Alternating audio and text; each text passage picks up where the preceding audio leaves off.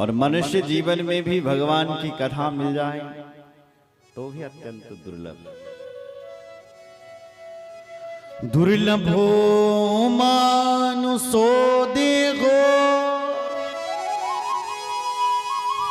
देहिनां क्षणभंगुरा। दुर्लभो मानुषो देहो, हमारे शास्त्र चिल्ला चिल्ला करके कह रहे हैं, ए मनुष्य, जो तेरा ये जो शरीर है ना, ये बड़ा दुर्लभ है। इसलिए ये मनुष्य का शरीर खाने पीने सोने के लिए नहीं मिला है। मनुष्य का शरीर भगवान की भक्ति करने के लिए मिला है। मनुष्य शरीर का जो सर्वोत्तम साधन है वो भगवत प्राप्ति है। पर यदि हमें संसार में जन्म मिला है तो संसार के धर्म को निभाना भी अवश्य है। देखो, दो प्रकार के धर्म होते हैं, एक लोक धर्म और दूसरा परम धर्म। लोक धर्म किसे कहते हैं? संसार में आपको जन्म मिला है तो आपका पहला कर्तव्य है कि जिन माता पिता ने आपको जन्म दिया है उनकी सेवा करो।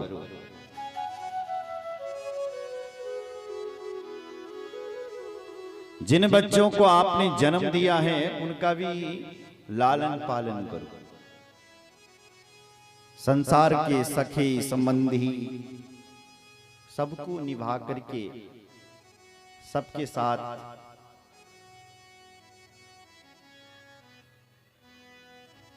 प्यार से रह करके उस परम धर्म की ओर बढ़ो। बोलो जय श्री राम।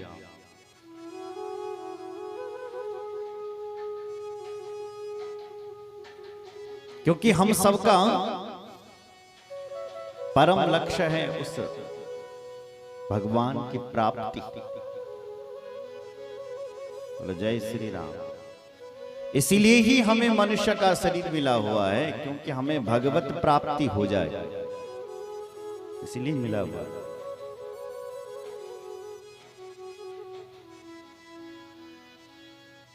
बोलो जय श्री राम। दो धर्म हैं, एक लोक धर्म और एक परम धर्म।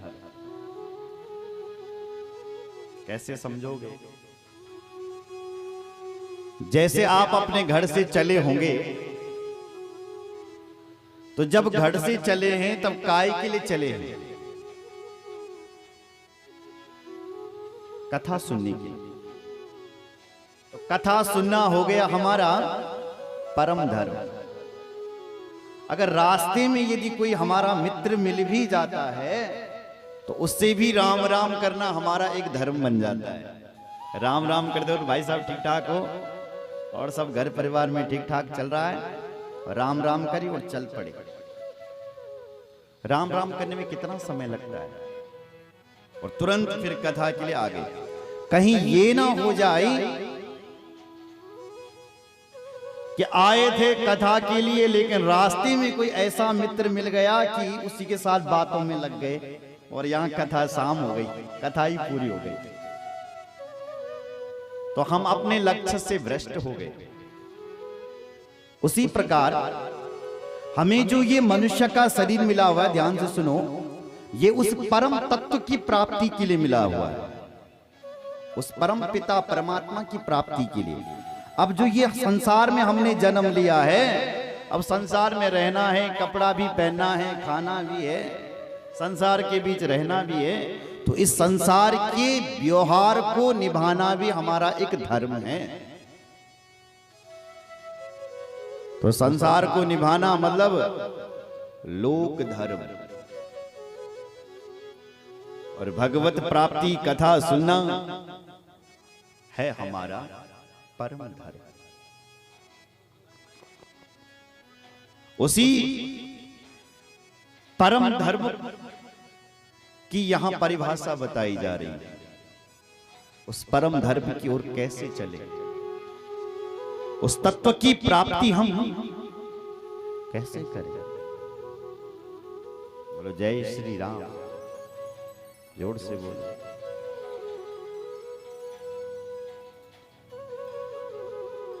इसलिए शास्त्र ने कहा है कि मनुष्य का शरीर क्यों मिला है, बोले तत्व को जानने के लिए।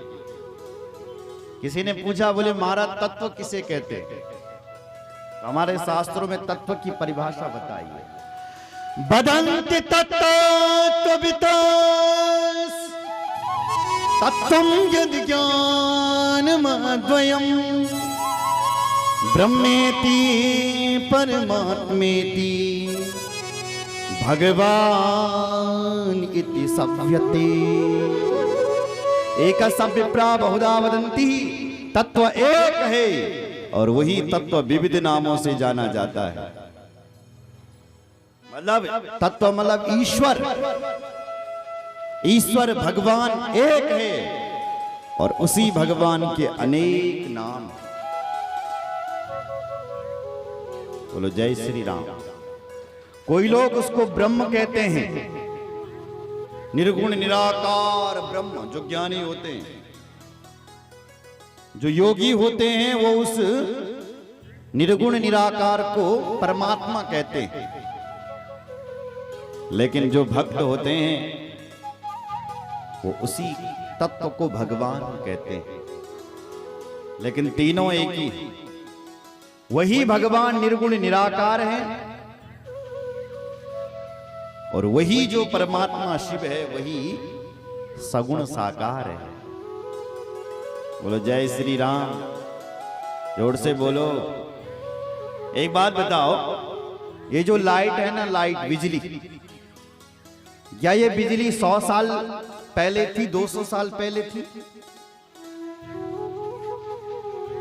बिजली को आए हुए कुछ साल हुए। 200 साल पहले बिजली नहीं थी। इधर देखो मेरी ओर।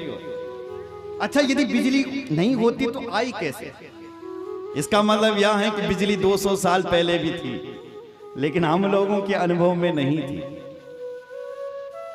वैज्ञानिक आया और वैज्ञानिक लोगों ने आविष्कार किया, बिजली का खोज किया।